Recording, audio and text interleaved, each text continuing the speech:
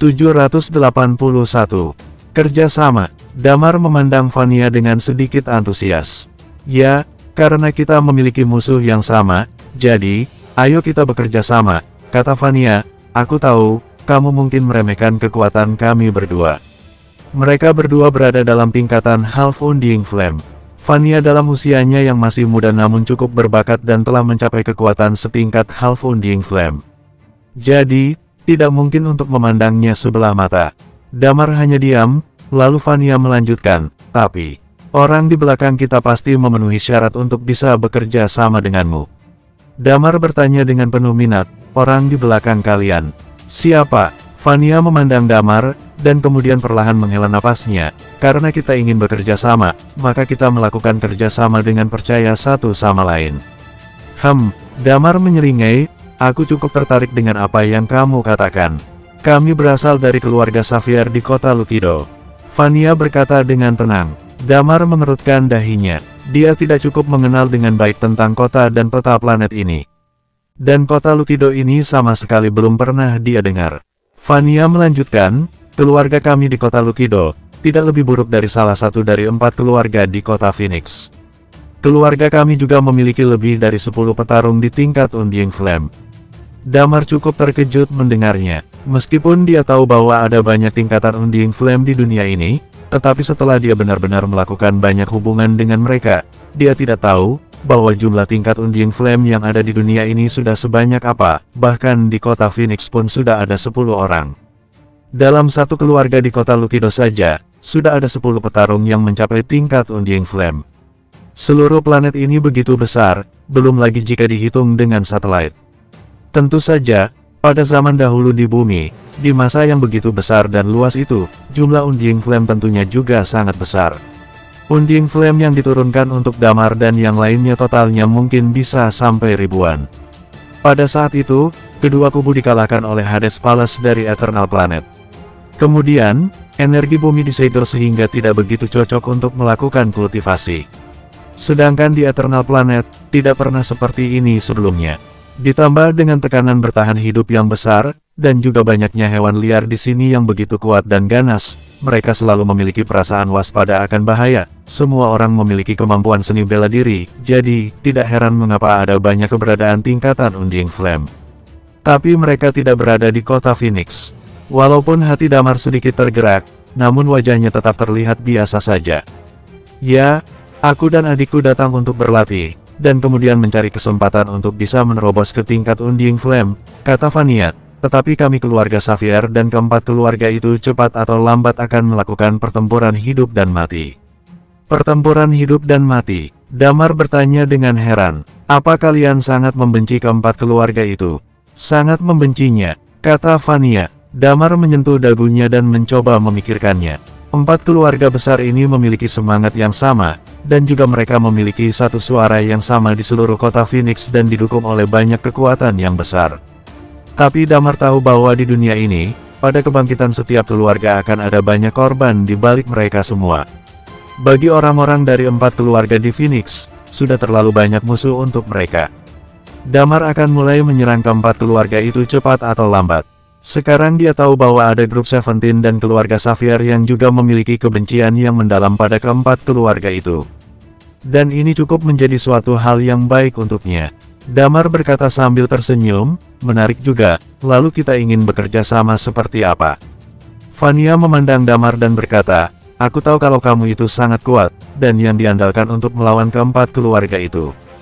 Jadi, aku ingin menunggu sampai kita bisa bersama menyerang 4 keluarga nantinya.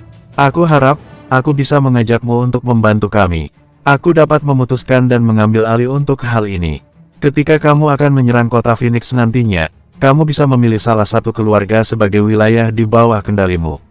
Damar pun lalu bertanya dengan heran, lalu kapan kamu akan bersiap menyerang 4 keluarga itu? Dia pun sedikit bersemangat saat mendengarnya. Jika terjadi kekacauan di dalamnya, 4 keluarga besar itu mungkin tidak memiliki niat untuk menyerang bumi. Dia merasa dapat mengambil banyak waktu untuk bersantai.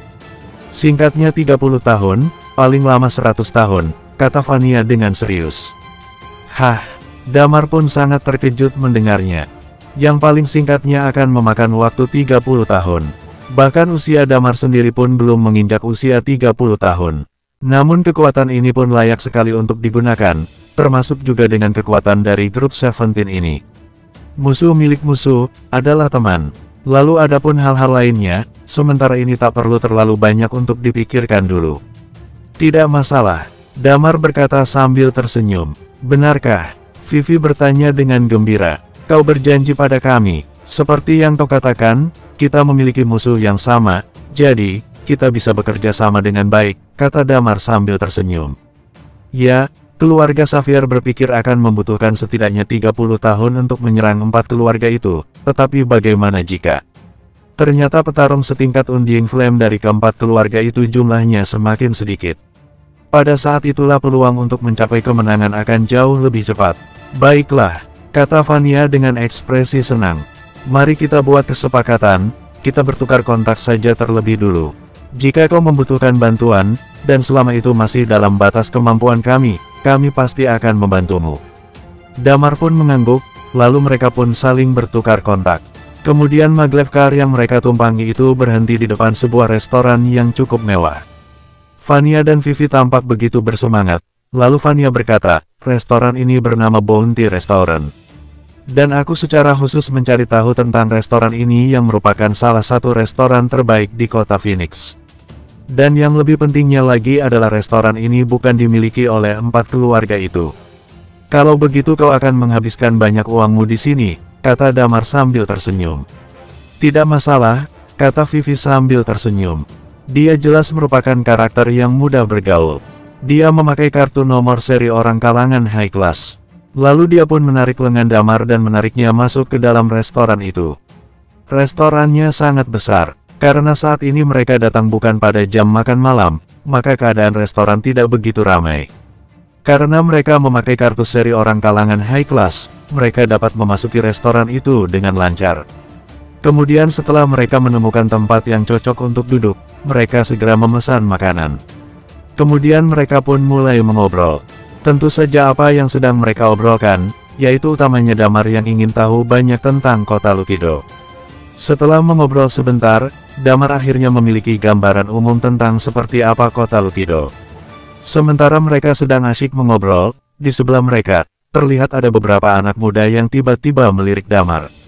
Ketika mereka mendengar suara Vania, mata mereka sedikit berbinar, dan kemudian mereka mulai menyombongkan diri. Orang low class. Ketika dia melihat bahwa Damar tidak memakai kartu seri orang kalangan high class, salah satu orang yang paling kuat di antara mereka mengerutkan keningnya, lalu memandang Damar sekilas dan berkata, berdiri kau, dan keluar dari sini, restoran semewah ini bukanlah tempat untuk orang low class sepertimu. Kemudian dia menatap Vania dan berkata, hai, Nona cantik, perkenalkan. Sementara sedang terjadi konflik di dalam restoran, di luar restoran datang sebuah maglev car yang berhenti di depan pintu restoran itu, dan kemudian seorang wanita berambut abu-abu turun dari mobil dan berjalan masuk ke dalam restoran itu. Ketika orang-orang di restoran itu melihat kedatangan wanita berambut abu-abu itu, wajah mereka seketika kaget dan mereka dengan cepat menundukkan kepala untuk memberi hormat. Wanita berambut abu-abu itu tak memedulikan mereka semua. Dia berjalan melewati orang-orang yang berada dalam restoran itu dan masuk ke dalam. Kemudian wanita itu sedikit mengubah raut wajahnya. Kemudian dia berbalik dan menatap Damar. Apa dia pria yang berada di pesawat keluarga Mendes itu? Kata wanita itu. Adik laki-lakiku sudah lama mencarinya. Bersambung. 782. Wanita berambut abu-abu itu masuk ke dalam restoran. Dia segera mendengar suara di sekitarnya. Dia tak kuasa memandang ke arah sumber suara itu. Pandangannya langsung tertuju pada Damar yang tengah duduk dengan dan ekspresi yang sangat tenang di wajahnya yang tengah dikelilingi oleh sekelompok pria. Wanita berambut abu-abu itu sekilas seperti mengenali Damar, terutama karena model rambut Damar yang membuatnya mudah untuk dikenali. Potongan rambut orang-orang yang berada di dunia ini tidak seperti rambut Damar. Potongan rambut Damar sangat pendek, dan sebagian besar potongan rambut orang yang ada dunia ini sedikit lebih panjang, dan sebagian besar di perkotaan biasanya akan mewarnai rambut mereka. Selain itu, pakaian Damar juga benar-benar berbeda dari Eternal Planet, membuat wanita berambut abu-abu itu mampu mengingat Damar dalam sekejap. Ketika orang-orang di sekitar wanita itu hendak memberi hormat, wanita itu lantas melambaikan tangannya dan memberi isyarat agar mereka tidak berbicara. Kemudian dia berjalan menuju ke arah Damar dengan rasa antusias dalam hatinya. Orang low class sepertimu apa pantas keluar masuk tempat high class seperti ini? Cepat pergi sana, jangan ganggu gadis-gadis ini, kata seorang pria bertubuh kekar sambil menatap Damar. Karena pria itu memakai baju yang ketat, membuat tubuhnya terlihat seperti kuat dan kekar, tapi sebenarnya kekuatannya juga cukup bagus. Damar merasa pria ini hampir setingkat dengan Hotgas. Jangan ganggu acara makan kami, kata Vania sambil mengerutkan dahinya. Nona cantik, jangan berlagak tidak kenal seperti itu. Yang ada di hadapanmu ini adalah pewaris pertama keluarga Pauline, Ibet Pauline. Keluarga Pauline memiliki seorang petarung di tingkat Undying Flame, ujar pria lainnya yang berada di sebelahnya. Damar mengangkat kepalanya dan menatap Ibet sekilas. Ketika dia melihat Damar, matanya tiba-tiba menatap Damar dan berkata, berani-beraninya kau menatapku seperti itu. Seret dia keluar dan habisi dia. Kedudukan low class sangatlah rendah, jika mereka harus mati maka mereka akan mati. Dunia ini sama seperti hierarki yang begitu kuat. Mendengar ucapan pria itu, alis Damar sedikit mengernyit. Plak, saat itu, Vivi tiba-tiba berdiri dan menamparkan wajah pria itu. Terpancar aura half Undying Flame dari tubuh Vivi. Dia berkata dengan samar, kau sampah yang bahkan belum mencapai half Undying Flame, juga berani bertingkah di sini. Cepat pergi. Ibet jelas tidak menyangka bahwa Vivi ternyata seorang half Undying Flame. Dia awalnya cukup tercengang, dan kemudian seluruh wajahnya mulai memerah.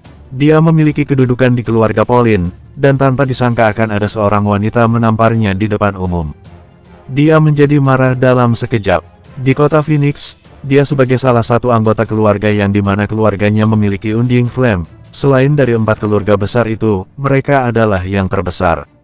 Dia hampir mengenal semua generasi muda yang berasal dari 4 keluarga besar itu. Sudah jelas bahwa Vania, Vivi, dan Damar tidak termasuk di antara mereka. Persetan dengan kalian semua, teriak Ibet yang mulai murka. Om Jordi, habisi mereka. Di belakangnya, ada seorang pria parubaya yang tampak sudah menunjukkan niat membunuh di wajahnya dan lalu berjalan menuju Damar dan yang lainnya. Jelas, dia melakukan hal ini untuk Ibet. Cinya melonjak, dan dalam sekejap, dia mencapai tingkat half Undying Flame. Mata Damar mengikuti gerakannya namun sama sekali tidak ada niat untuk menyerangnya. Peraturan Night Watcher yang sebelumnya sudah melekat dalam dirinya, yaitu jangan lakukan penyerangan di depan umum. Namun kemudian, karena invasi Ghost, peraturan itu seolah terabaikan. Namun, saat di kota Phoenix, jika mampu memilih untuk bersikap tenang, maka lebih baik untuk memilih bersikap seperti itu. Lagi pula saat ini di sebelahnya juga ada Vania yang berada dalam batas tingkat half Undying Flame yang bukan berarti tak mampu untuk menahan serangannya. Tentu saja, jika pria yang bernama Ibet ini masih ingin mencari masalah dengannya, Damar pun tak akan segan-segan untuk langsung menghabisi tingkat Undying Flame yang ada di keluarga Pauline itu. Berhenti. Tepat pada saat itu, tiba-tiba terdengar suara orang lain yang menghentikan pertikaian mereka. Ibet berkata dengan kesal, siapapun yang berani ikut campur dalam masalah ini, maka hari ini akan mati. Dia tiba-tiba berbalik dan berteriak, siapa yang barusan berbicara, sini hadapi aku. Namun baru saja dia membalikkan setengah badannya, dia langsung melihat wanita berambut abu-abu itu. Dia pun sontak terkejut dan terdiam membeku. Momentum pria parubaya itu juga tiba-tiba melemah. Dia dengan cepat membungkuk dan berkata, Duta besar. Duta besar. Damar mengerutkan kening. Meskipun dia tidak ingin memberi hormat, namun dia tetap membungkuk dengan semua orang. Wanita berambut abu-abu itu memandang Ibet dan berkata dengan lemah, barusan itu aku yang berbicara. Barusan kau bilang siapapun yang berani ikut campur akan mati ya. Jadi, apakah kau akan membunuhku? Ibet menundukkan tubuh dan wajahnya. Ucapannya mulai terbata-bata karena gugup dan takut. Duta besar, dia tidak tahu bahwa ternyata Anda yang barusan mengatakan itu. Kalau dia tahu ternyata Anda yang mengatakannya, dia tidak mungkin berkata seperti itu.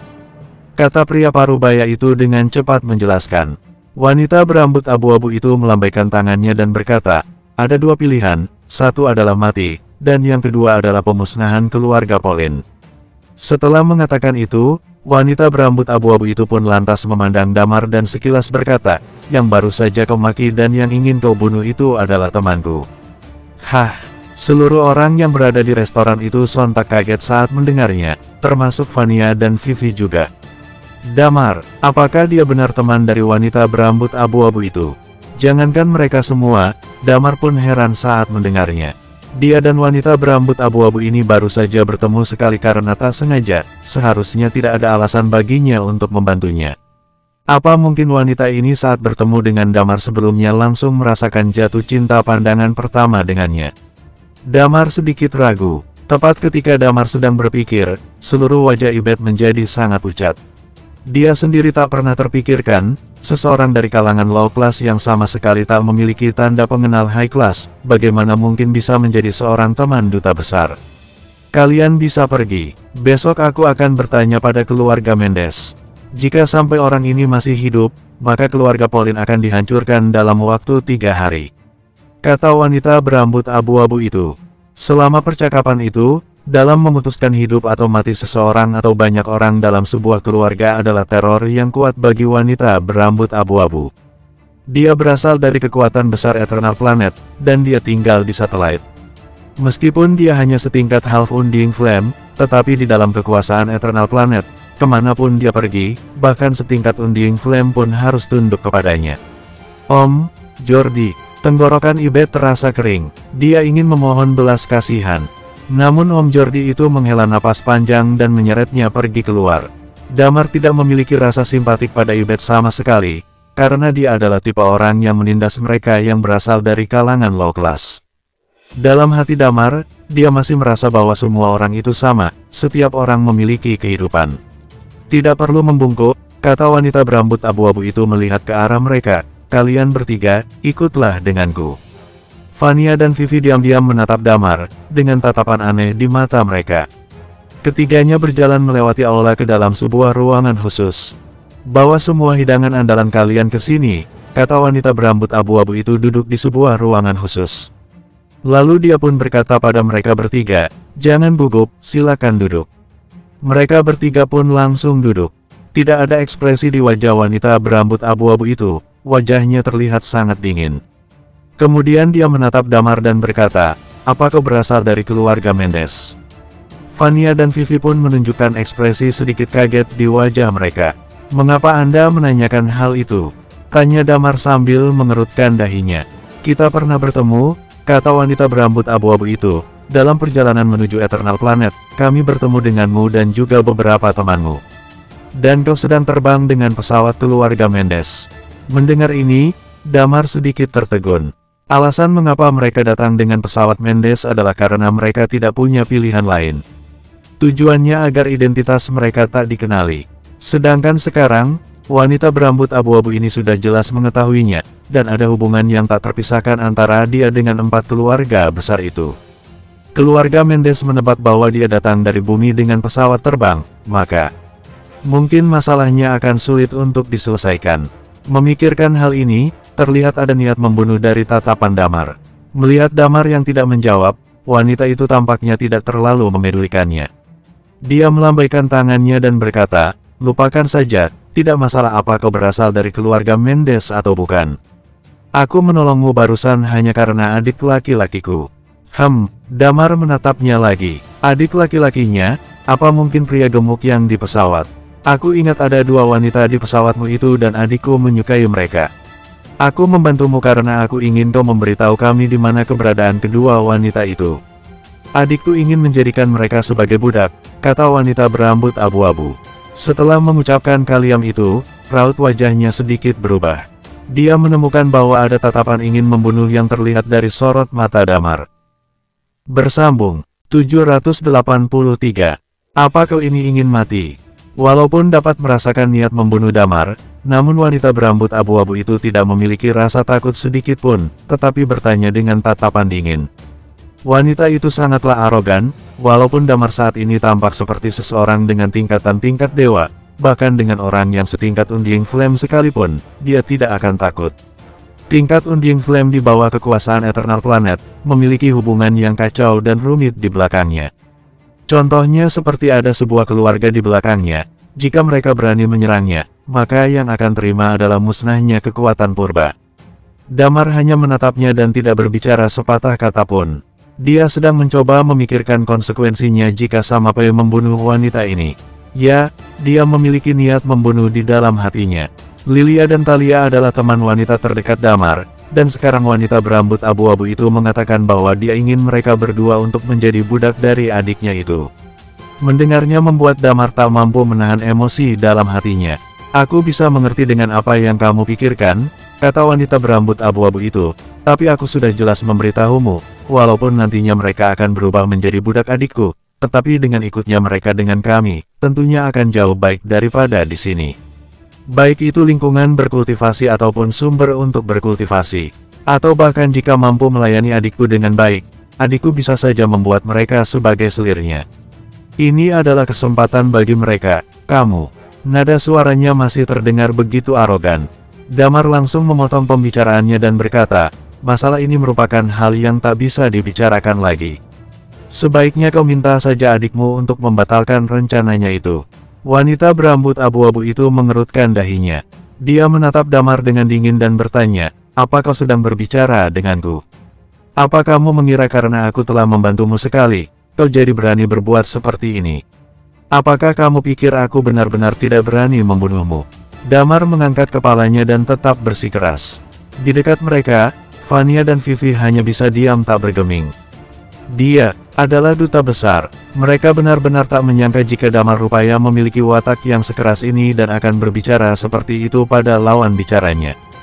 Faktanya, yang mereka tahu Damar cukup rendah hati, tetapi sekarang saat mendengar kata budak itu, dia benar-benar tidak bisa menahan emosi dalam dirinya. Wanita berambut abu-abu itu menatap Damar sambil mengernyitkan alisnya. Namun tak lama kemudian, seulas senyum muncul dari sudut bibirnya. Dia memandang Damar dari atas ke bawah dan berkata, "Tak disangka, ada orang yang berani berbicara denganku seperti ini di sini. Menarik juga, apakah kau pikir kau bisa melawan?" tanya wanita berambut abu-abu itu. "Mudah saja, 4 keluarga itu akan menangkapmu dan mengejar ke seluruh penjuru kota Phoenix. Lagi pula, jika hanya mengandalkan kekuatan tingkat dewamu itu, kamu bahkan tidak bisa melawan." Mendengar hal itu, Damar perlahan menghela napasnya, dan kemudian dia tiba-tiba mengulurkan tangannya. Kemudian, sebuah momentum menakutkan mulai melonjak di dalam tubuhnya. Momentum Undying Flame tiba-tiba terpancar saat ini. Karakteristik es yang muncul dalam dirinya, bahkan dapat membunuh orang hanya dalam 1 kali pukulan saja. Hah, di dekat mereka, Vania dan Vivi sontak sangat terkejut. Mereka dengan cepat lari melindungi diri ke samping. Saat ini, sebuah senyum tiba-tiba muncul di wajah wanita berambut abu-abu itu, dan kemudian kursi yang dia duduki pun tiba-tiba terbelah. Dan di saat yang bersamaan, dari balik punggungnya muncul sepayang sayap baja yang terbentang. Dia segera mundur dengan kecepatan yang sangat cepat, jendela kaca yang berada di dekatnya langsung pecah dan terbuka, lalu dia pun melayang langsung ke udara.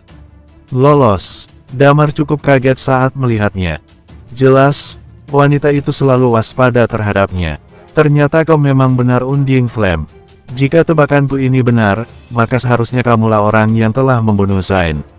Kau bukan dari keluarga Mendes, tetapi kau mengemudikan pesawat keluarga Mendes.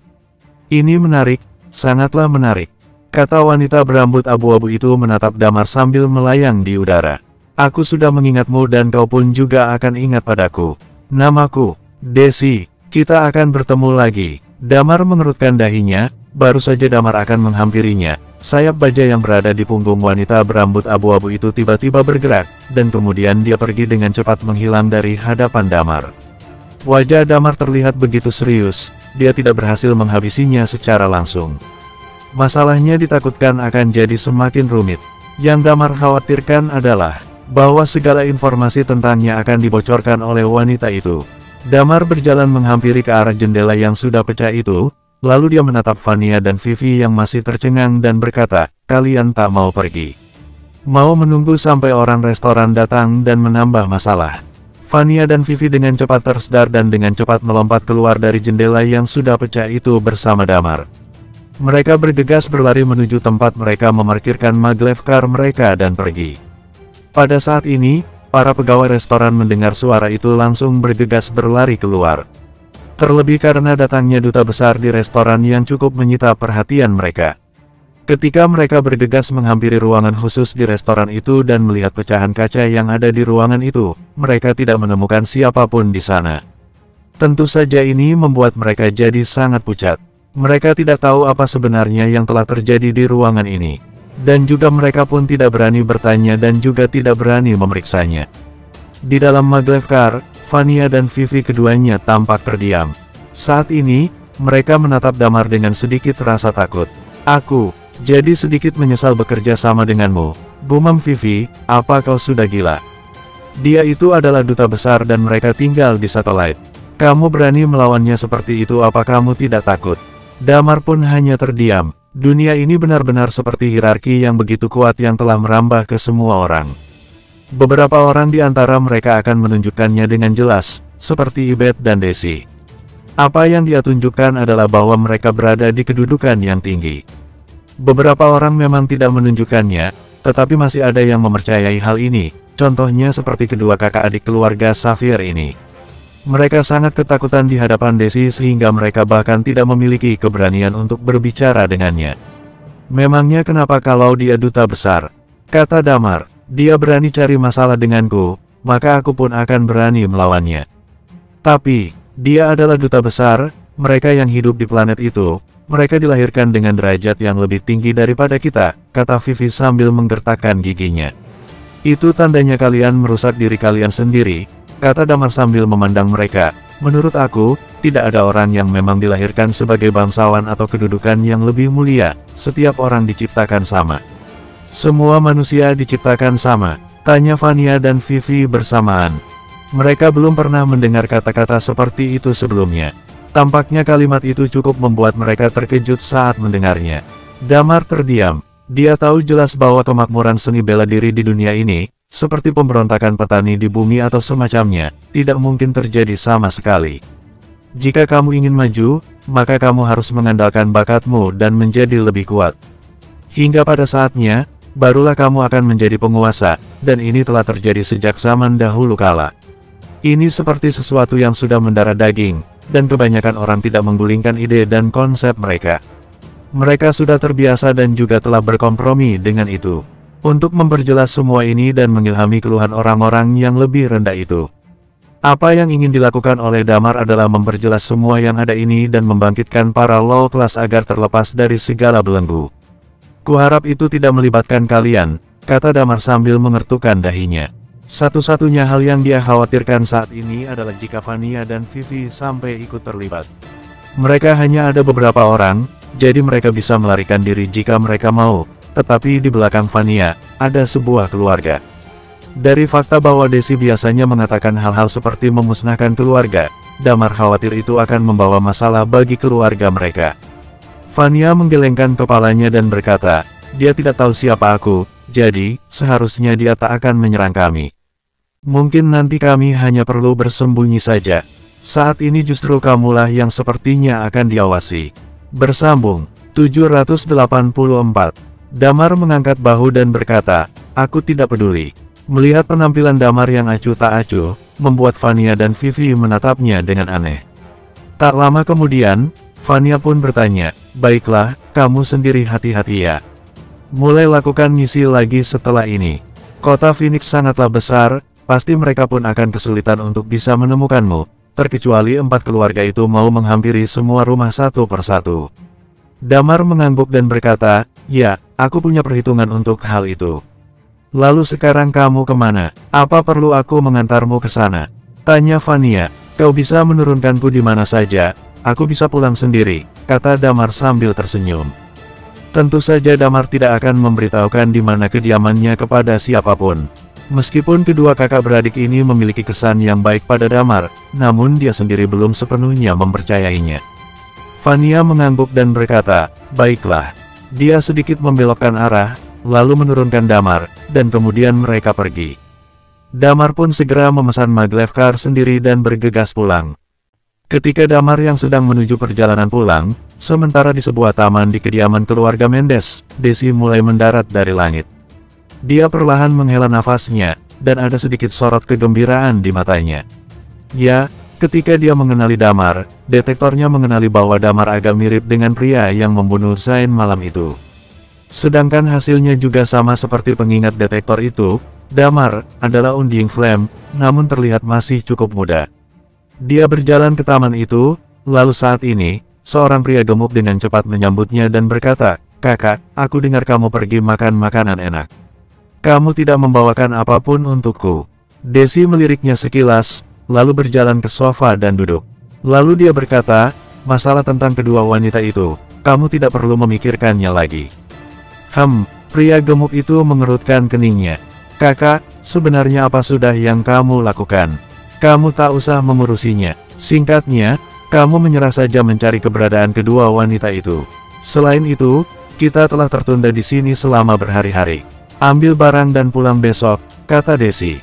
"Oh, apa langsung pulang?"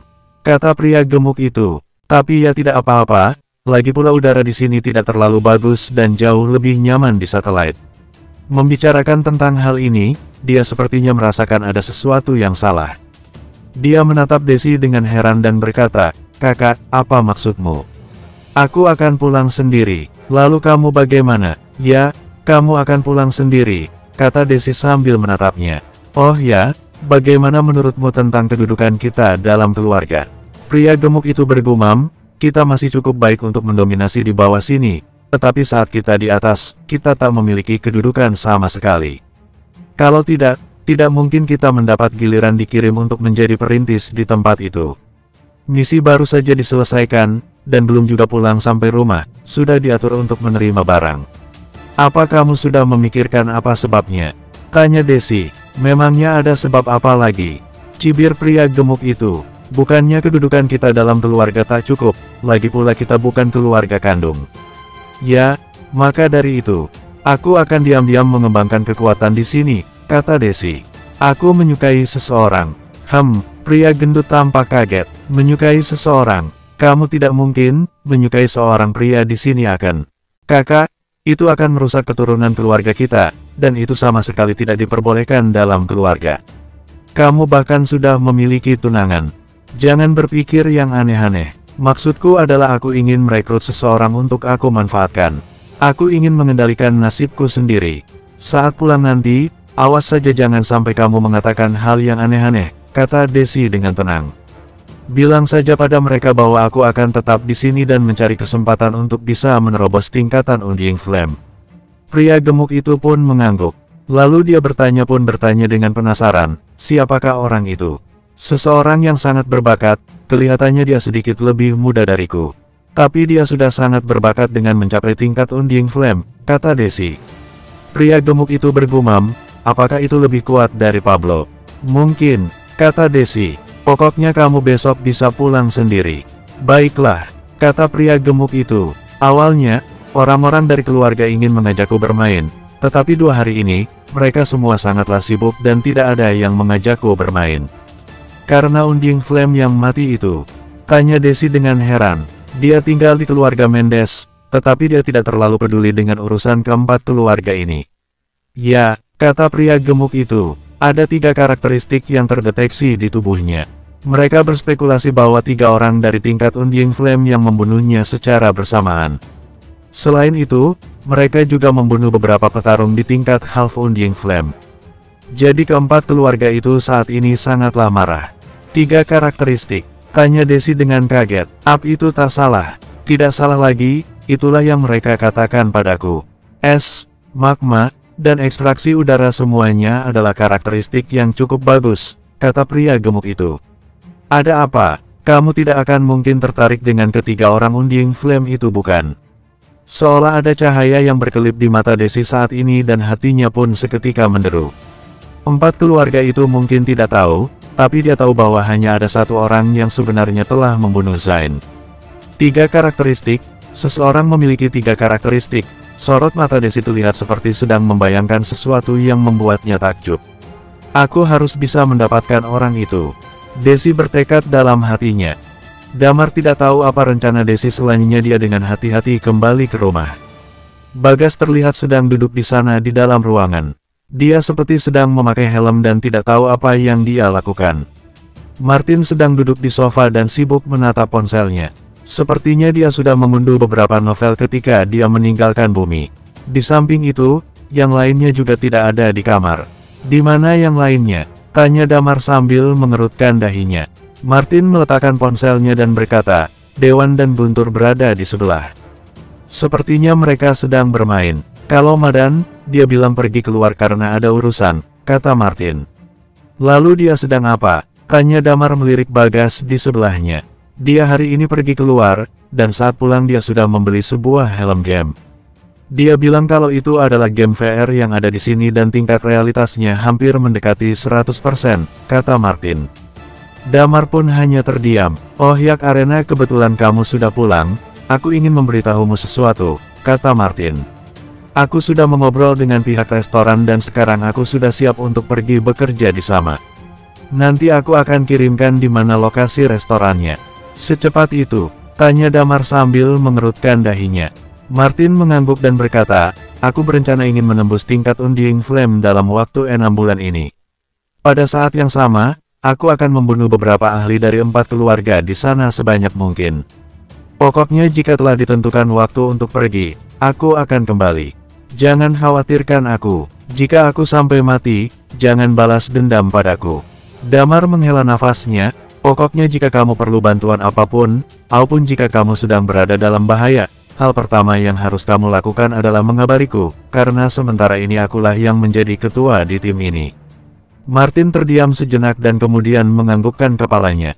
Kalau begitu aku tidak akan memberitahu yang lainnya, kata Martin sambil menaruh ponselnya lalu berdiri pergi ke kamarnya dan mengeluarkan sebuah koper. Baru saja berjalan 2 langkah menuju pintu, dia seperti memikirkan sesuatu. Lalu dia pun menoleh dan berkata, oh ya, ada satu yang ingin kuingatkan padamu sebelum aku pergi. Tanya Damar dengan heran, bilang saja. Jangan sepenuhnya mempercayai Madan atau bahkan jangan mempercayainya, kata Martin dengan nada suara dan tatapan yang serius. Bersambung, 785. Jangan sepenuhnya mempercayai Madan atau bahkan jangan mempercayainya, kata Martin dengan nada suara dan tatapan yang serius. Kata Damar menatap Martin dengan heran, maksudmu? Sebenarnya akhir-akhir ini aku diam-diam mengamati Madan. Dia benar-benar membenci 4 keluarga, kata Martin. Tapi, sepertinya ada sesuatu yang dia sembunyikan dari kita. Dia sepertinya diam-diam telah merencanakan sesuatu. Damar mengerutkan dahinya. Semenjak kedatangannya ke sini, Damar lebih banyak menghabiskan waktunya di luar daripada di rumah. Terkait Madan, dia sendiri memang tidak pernah sepenuhnya mempercayainya, tetapi untuk urusan pengamatan, dia tidak secermat Martin. Tentu saja, dia tidak mengamatinya sejeli Martin. Kemudian Martin pun terdiam sejenak, terjadi sesuatu apapun pada dirinya, tidak terlihat dari raut wajahnya. Baiklah aku mengerti, kata Damar sambil mengangguk. Ya, akhir-akhir ini kamu juga harus sedikit berhati-hati. Hari ini aku bertemu dengan wanita berambut putih dan dia mengenaliku.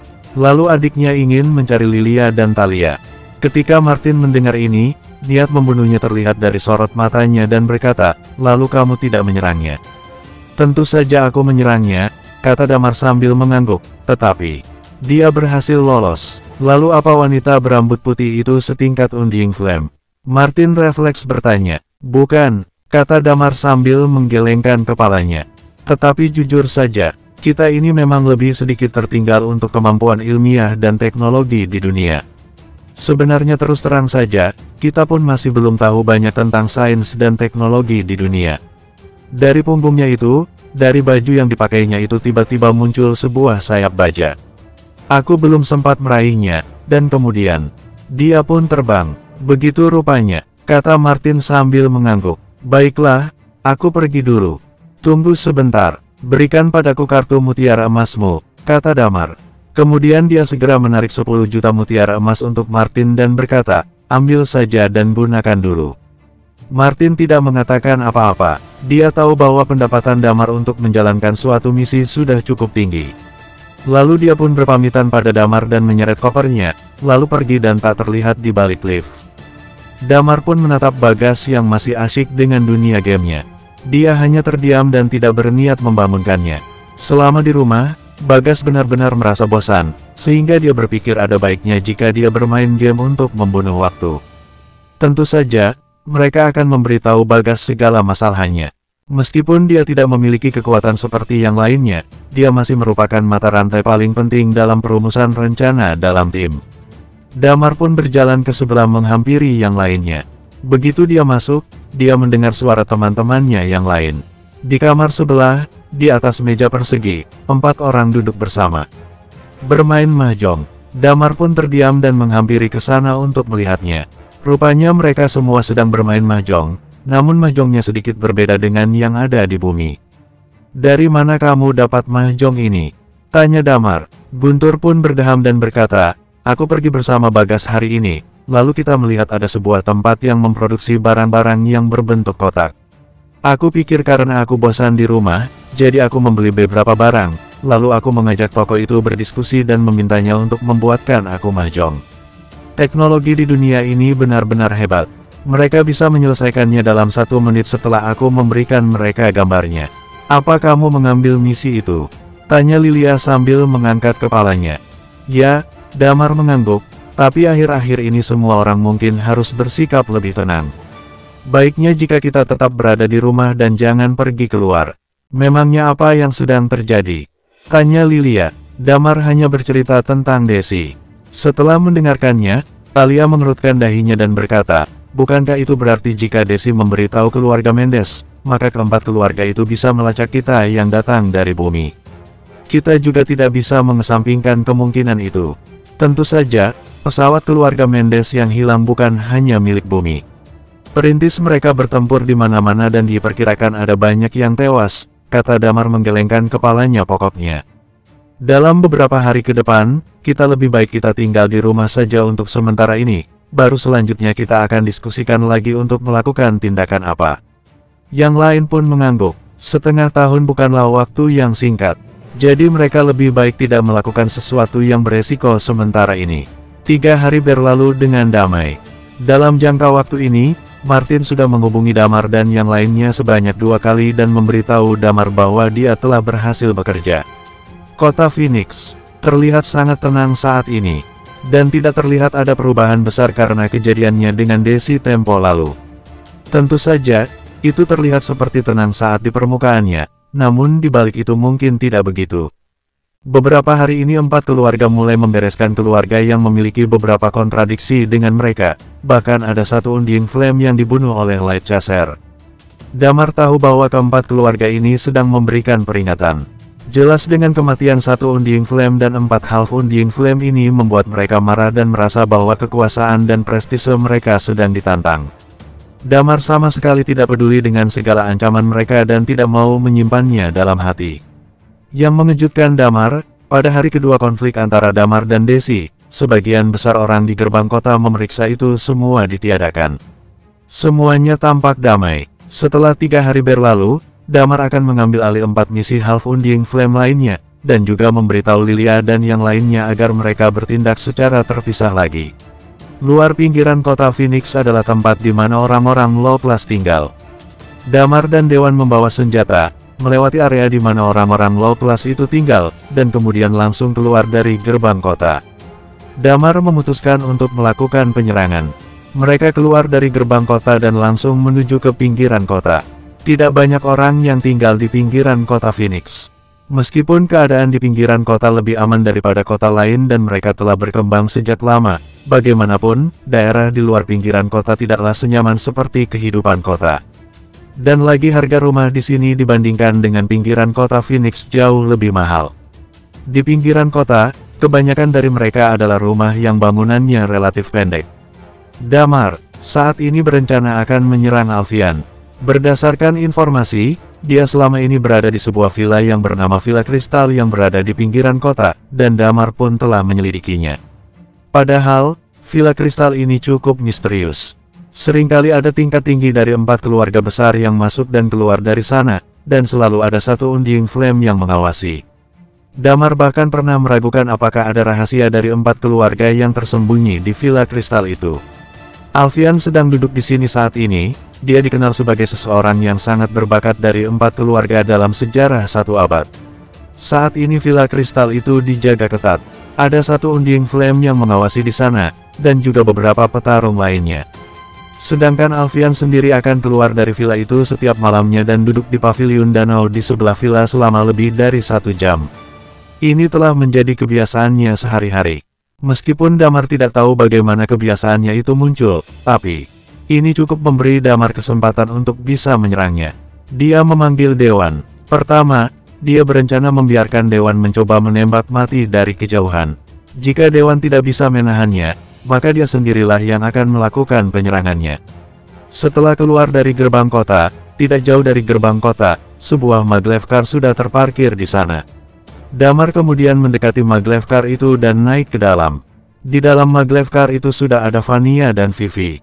"Kamu sudah datang," kata Vivi sambil tersenyum. "Lalu kalau dia, ini adalah temanku, kamu bisa memanggilnya Dewan. Tugas kalian hari ini sebagian besar akan diselesaikan olehnya. Mungkin nanti akan melibatkan pertarungan antara tingkat Undying Flame, jadi kamu tidak dapat berpartisipasi di dalamnya," kata Damar. "Apa dia setingkat Undying Flame?"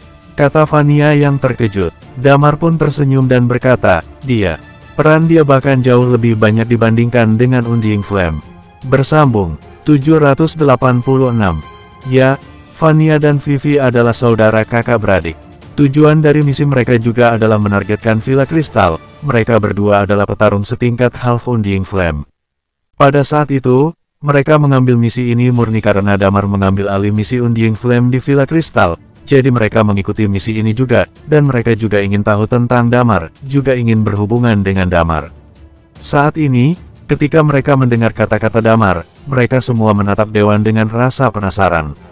Karena sudah menikah, Dewan tidak begitu gugup saat melihat kedua wanita cantik itu. Dia hanya tersenyum dan berkata, "Dewan, kamu lebih hebat dari Undying Flame." Vivi menatap Dewan dengan rasa penasarannya. Di saat yang sama, kedua saudara perempuan itu saling memandang.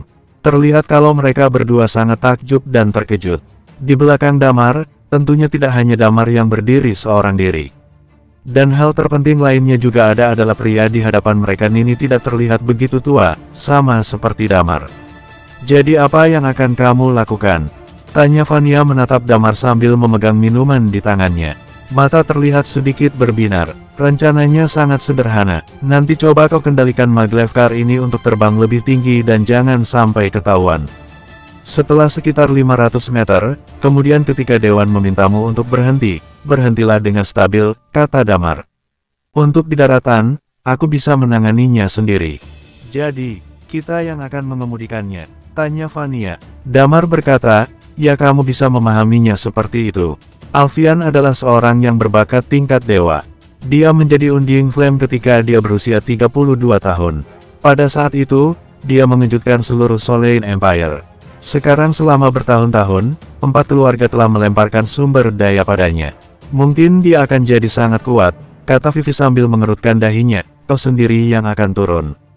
Apa kamu pikir kalian juga bisa membantu kalau ikut turun juga?" tanya Damar sambil tersenyum. Vania pun terdiam. Memang, pertempuran antara Undying Flame telah melewati tingkat kehidupan. Bahkan Vania, yang hanya half Undying Flame pun tidak bisa membantu terlalu banyak. "Kalau begitu kamu, hati-hati dan jaga dirimu baik-baik," kata Vania sambil menatap Damar dengan cemas. "Jika kamu menemukan kalau kamu sendiri tidak mampu untuk membunuhnya, langkah pertama yang harus kamu lakukan adalah menghindar. Tidak mudah untuk melakukan penyerangan di Villa Kristal. Karena selain ada penjaga Undying Flame, juga masih ada petarung ahli yang lainnya." "Ya, aku memiliki perhitungan untuk itu," kata Damar sambil tersenyum. "Hari ini, dia akan mati." Melihat senyum di wajah Damar, Vania sedikit kaget, lalu dia pun mengangguk dan berkata, "Pokoknya kamu sendiri harus berhati-hati." Maglev car itu bergerak maju. Saat mendekati Villa Kristal, mobil pun berhenti dan Damar turun dari mobil. Keadaan sekitar begitu gelap, ketika Damar turun dari mobil, semiliar angin sejuk pun bertiup dan terlihat ada bintang yang bertebaran di langit. Damar berjalan menuju tujuannya, yaitu ke sebuah danau buatan kecil. Sebagian besar orang yang tinggal di sini adalah orang-orang high class, dan danau buatan adalah tempat bagi banyak orang untuk berjalan-jalan. Tetapi saat ini di setiap harinya ketika semua orang di dekat danau buatan telah mengetahui bahwa Alfian sudah memiliki kebiasaan duduk di danau buatan ini, mereka seperti pindah ke tempat lain.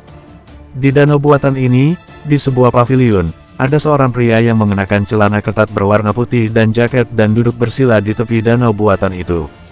Pria itu adalah Alfian, orang yang paling berbakat di kota Phoenix dalam sejarah satu abad.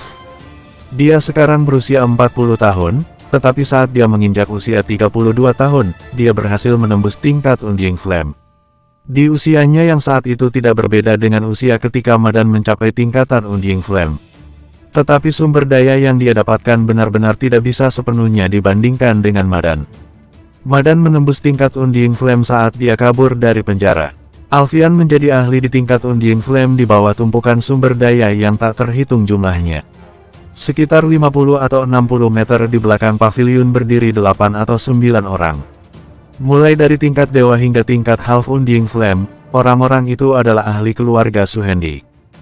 Selain itu, ada juga seorang pria tua di paviliun itu. Aku sudah memberitahumu, kondisi pikiran adalah yang paling penting, kata pria tua itu sambil memandang Alfian. Walaupun aku belum mencapai tingkat Undying Flame, tetapi setelah mencapai tingkatan Undying Flame, kondisi pikiran dan tekad sangat berarti. Tapi kamu tampaknya seperti sedang gelisah hari ini. Guru, kata Alfian sambil membuka matanya, aku selalu merasa sedikit gelisah hari ini. Aku merasakan seperti akan ada sesuatu yang terjadi. Ya, orang tua itu berada dalam tingkat half Undying Flame, tapi dia adalah guru Alfian. Dia mampu melatih bakat Ang Langka ini, yang membuat kedudukannya di keluarga Suhendi juga meningkat. Keadaan hatimu sedang sangat kacau, kata pria tua itu sambil menggelengkan kepalanya. Alfian mengerutkan dahinya, lalu berkata dengan suara yang serius, Guru, jika dibilang, Vernon telah berada di dunia itu selama setahun, dan kami telah bertarung di tempat itu selama 100 tahun. Para perintis tidak pernah mendapatkan apapun, bahkan hanya ada sedikit barang yang bisa dibawa kembali. Apakah menurutmu, Vernon adalah ahli karakteristik es Undying Flame yang dibunuh oleh Damar di bumi? Menurut timbal baliknya, itu hanya dunia primitif saja. Diperkirakan seni bela diri itu bagus. Ada beberapa Undying Flame di sana yang membuat pertempuran mereka jadi sedikit lebih sulit. Kata pria tua itu, Vernon telah mencapai tingkatan Undying Flame. Berubah menjadi Light Chaser, tidak mungkin akan ada bahaya. Tapi orang-orang yang kami kirim untuk melanjutkan pendeteksian itu, tidak punya berita sedikit pun untuk dikabarkan, kata Alfian sambil menghela nafas. Mengapa mereka tidak mengirimkan lebih banyak petarung ahli secara langsung untuk mengambilnya dalam satu gerakan? Pria tua itu menghela nafasnya. Kita ini berada di bawah tekanan dunia. Jika kita tiba-tiba meninggalkan sekelompok besar ahli, itu akan menarik perhatian kekuatan lain. Kebangkitan kita telah memakan banyak korban, musuh kita tidak terhitung jumlahnya. Dan juga, ditakutkan akan menarik perhatian orang yang berada di atas. Ketika mereka meninterogasi, kita memilih untuk mengatakannya atau tidak. Ada begitu banyak tulang abadi di dunia itu. Jika kita bisa mendapatkannya, maka kebanyakan dari kita bisa menembus tingkat Undying Flame. Selama kita menyerang mereka, kita bisa meninggalkan dunia ini dan memasuki kehidupan planet di atas. Kata pria tua itu dengan tatapan penuh harap di matanya. Dia mengangkat kepalanya dan melihat ketiga bintang yang bersinar di langit. Ketika aku masih muda, aku memiliki beberapa kesempatan. Aku beruntung untuk ke sana sekali. Dunia itu adalah surga di bumi. Aku bermimpi tinggal di sana berkali-kali. Wajah pria tua itu menunjukkan jejak kerinduan. Jadi, jangan khawatir. Jika kamu lebih kuat, kami tentunya akan lebih percaya diri dan memiliki lebih banyak hak bersuara di 4 keluarga. Dunia itu, apakah itu benar-benar bagus? Kata Alfian juga melihat ke atas langit. Kemudian dia perlahan menghela nafasnya. Guru, ketika tugas penjaga selesai, aku berniat meminta keluarga untuk pergi ke dunia itu untuk mengeceknya. Yang pertama adalah untuk melihat situasi Vernon. Kedua, aku ingin pergi berlatih dan melihat apakah ada kesempatan untuk melakukan suatu terobosan. Pria tua itu mengerutkan kening. Pada saat ini, sebuah suara tiba-tiba terdengar dan berkata, kamu tidak perlu pergi. Siapa itu? Ketika Alfian mendengar suara itu, Alfian segera berbalik dan matanya memancarkan aura dingin. Wosh! Momentum kekerasan tiba-tiba melonjak di belakangnya. Sesosok yang awalnya berjalan jauh kini kian mendekat. Sosok itu akan membunuhnya dengan pedang yang ada di tangannya. "Aku pencabut nyawamu," kata sosok berteriak dengan marah. Di saat yang sama, di udara, pintu kabin maglev car pun terbuka, dan Dewan menyandarkan mulutnya ke sisi mobil. Di sudut mulutnya, dia menyalakan sebatang rokok, dan kemudian sudut mulutnya sedikit terangkat dan mulai menarik pelatuknya. Dor, peluru itu melesat dan menderu ke bawah. Bersambung, 787. Damar diam-diam mendekati sekeliling, karena dia menyembunyikan auranya sehingga posisinya tidak ditemukan. Dengan kemampuan pendengarannya yang menyeramkan, dia telah mendengar percakapan antara keduanya. Banyak informasi yang terungkap dalam percakapan mereka. Setengah mendengar percakapan mereka itu, hatinya jadi sedikit lega. Jelas, berita bahwa hantu-hantu tajam itu benar-benar hancur di bumi belum tersebar. Orang-orang dari 4 keluarga berpikir bahwa orang yang mereka kirim untuk bertarung beberapa kali masih bertarung di bumi. 4 keluarga, meskipun mereka terlihat memilih semangat yang sama tetapi seolah terbagi-bagi. Misalnya, mereka sepertinya mendapatkan sumber daya yang berbeda karena hak suaranya masing-masing. Ketika dia mendengar bahwa orang ini benar-benar berniat untuk pergi ke bumi, dia tidak mau terus mendengarkan obrolan itu. Tidak peduli bagaimanapun itu, dia akan membunuhnya terlebih dulu. Momentumnya seketika terpancar dari tubuhnya.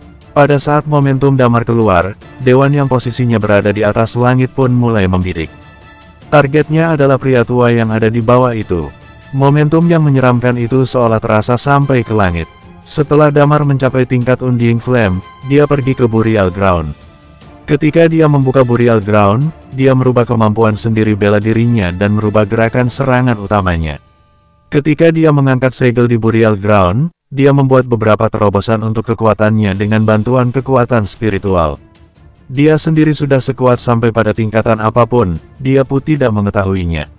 Pada tahun sebelumnya, dia mencoba bertarung dengan Madan. Tetapi karena kekuatan fisik Madan yang buruk, Damar tidak pernah mencoba kekuatannya dengan maksimal. Termasuk terakhir kali saat dia menghabisi Zain, karena adanya tekanan secara menyeluruh, dia bahkan tidak mengeluarkan belatinya, dengan serangan menyelinap dia langsung membereskannya. Kali ini, itu masih serangan diam-diam, tetapi dia tidak menggunakan kekuatan sepenuhnya. Energi Qi itu menyeruak dari tubuhnya, dan 3 karakteristik itu seketika keluar dalam sekejap.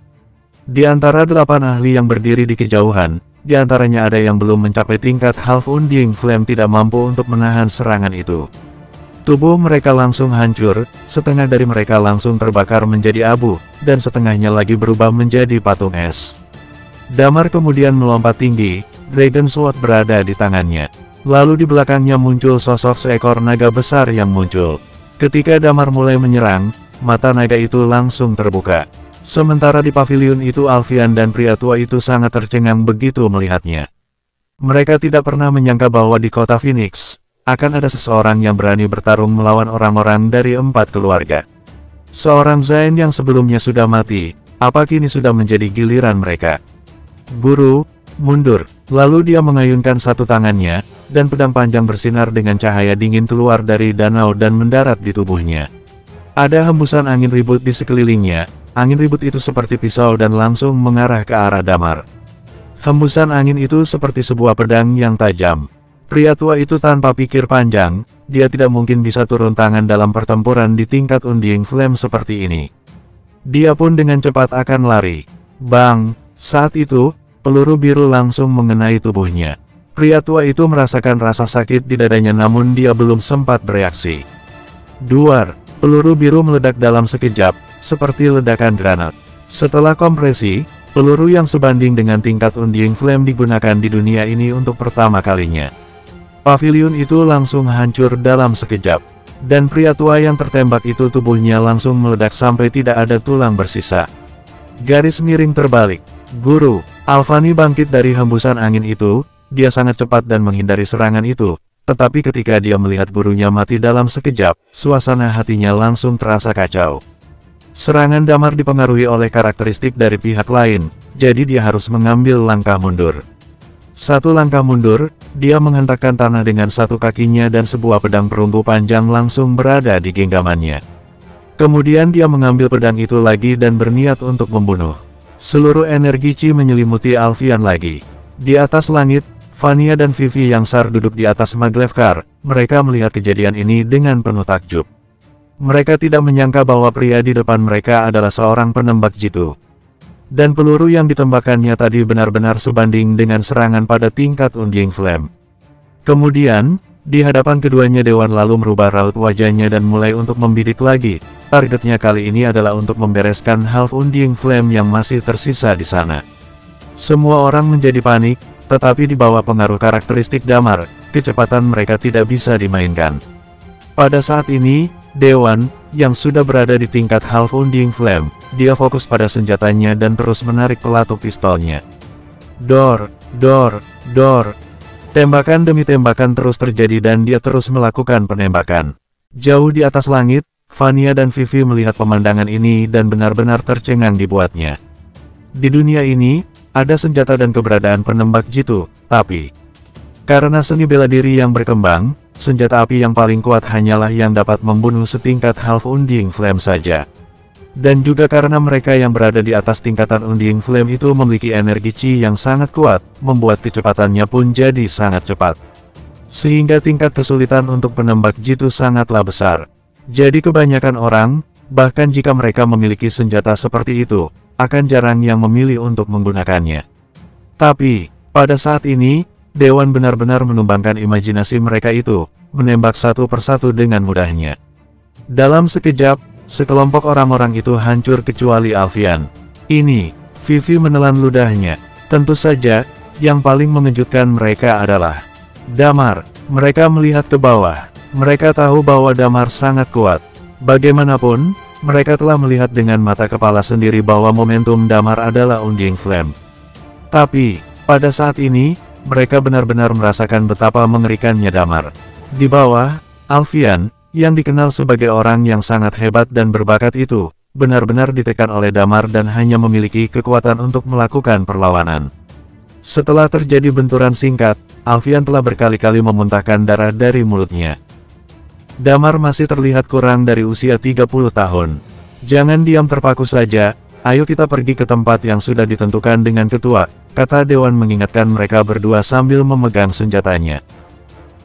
Vania pun kembali tersadar dan dia mengangguk lalu berkata, baiklah. Pintu Maglevkar pun kembali tertutup dengan cepat, dan kemudian mulai kembali meluncur ke tempat yang sudah ditentukan. Sedangkan keadaan di bawah, energi Qi yang mengerikan menyelimuti seluruh danau. Damar terus melakukan serangan. Sering, sering, sering. Suara benturan kedua pedang itu terus terdengar dan Alfian mulai mundur selangkah demi selangkah. Siapa kau sebenarnya? Kata Alfian sambil melakukan penyerangan. Ya, karena dia sangat terkejut, orang yang sedang dihadapinya ini memiliki 3 jenis karakteristik. Terutama di mana energi Qi bisa yang menyelimutinya, karakteristik ekstraksi udara itu, membuat kekuatan anginnya benar-benar tak bisa digunakan. Jika tidak ada aliran udara, maka secara alami tidak akan ada angin. Karakteristiknya sepenuhnya dikendalikan oleh Damar. Bukan, itu 4 karakteristik. Dia merasakan sesuatu yang salah, karena tubuh Damar tampaknya memiliki kekuatan yang mengerikan. Aku sudah bilang, aku adalah pencabut nyawamu. Bukannya kamu sangat merindukan Vernon? Dia sudah mati di tanganku, dan aku akan mengirimmu untuk menemuinya sekarang, cibir Damar. Alfian sontak terkejut saat mendengarnya. Sambil berjuang untuk bertahan, dia berkata dengan kaget, Vernon mati di tanganmu, serta ekstraksi udara, karakteristik es, penguatan tubuh. Kamu adalah pemilik tulang naga. Ketiga karakteristik ini adalah karakteristik milik orang-orang yang telah dibunuh oleh Damar. Dari kata-kata Alfian, memang mirip dengan tebakan Damar. Dia dapat memiliki berbagai karakteristik dan memiliki hubungan tertentu dengan tulang naga. Ketika Damar mengayunkan pedangnya, seluruh tubuhnya terdorong mundur 1 langkah. Damar memandang Alfian dengan tatapan meremehkan dan berkata, jadi ini seorang yang sangat berbakat dari 4 keluarga itu. Alfian tidak memiliki niat untuk bertarung dengan Damar, tak peduli sebagaimana dia ditekan oleh karakteristiknya itu. Dari intensitas energi Qi yang sangat kuat, Alfian menemukan bahwa Damar adalah seseorang dengan tingkatan yang lebih tinggi darinya. Saat ini rasanya dia ingin melarikan diri dan menyampaikan informasi ini keluar. Jurus Dragon Blade. Damar perlahan menghela nafas dan kemudian aura dalam tubuhnya meledak dan berkata, Dragon Head. Suara naga bergema di seluruh danau buatan itu. Pedang itu mengeluarkan cahayanya ketika diangkat dan seketika energi Qi dalam tubuhnya pun ikut melonjak naik. Alfian benar-benar tak kuasa untuk menahan serangan ini. Tubuh itu langsung terbelah dua, dan Alfian pun mati di tempat. Damar pun terjatuh ke tanah, dan dari sorot matanya terlihat aura percaya diri yang terpancar dari tatapannya itu. Dalam pertarungan ini, walaupun ada beberapa hubungannya dengan pengontrolan karakteristik, tetapi saat ini dia sendiri mungkin bisa melihat sejauh mana kekuatannya. Dia lebih baik dari Alfian dengan kekuatan unding flamenya itu, dan seharusnya dia berada di kekuatan yang jauh lebih tinggi dari Alfian. Sambil melihat jasad Alfian, Damar pun berkata, yang kedua, ini baru permulaan. Dia saat ini merasakan dari kejauhan kalau ada banyak orang bergegas berhamburan keluar dari Villa Kristal. Tanpa pikir panjang, Damar menghela nafasnya dan dengan cepat bergegas ke tempat yang ditentukan sebelumnya dengan Vania. Bersambung.